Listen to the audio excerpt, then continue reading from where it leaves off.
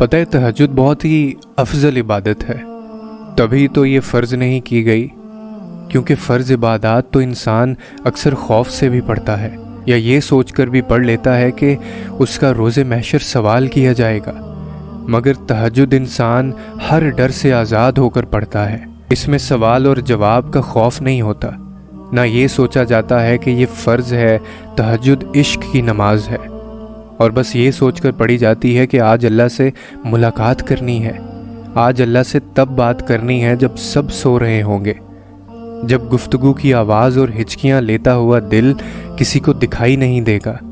जब दिल अल्लाह की मोहब्बत से भर जाता है तब अल्लाह इंसान के दिल में इतनी तड़प पैदा कर देता है कि वो रात के घुप अंधेरे में अपनी सुकून दे नींद छोड़कर अल्लाह से मिलने आता है।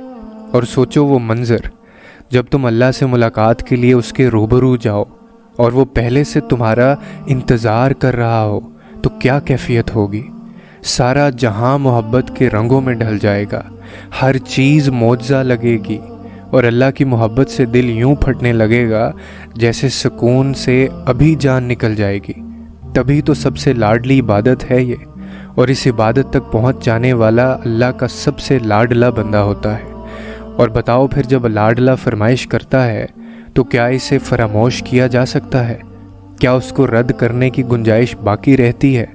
तहज्जुद को सारे हुनर आते हैं, लेकिन तहज्जुद तक इंसान तब पहुंचता है जब सारी हसरतें दिल का साथ छोड़ देती हैं। फिर इंसान ये नहीं सोचता कि इतना सवाब मिलेगा या इतना गुनाह मिलेगा, तब बस इंसान ये सोचता है कि अल्लाह मिलेगा, अल्लाह से मुलाकात होगी।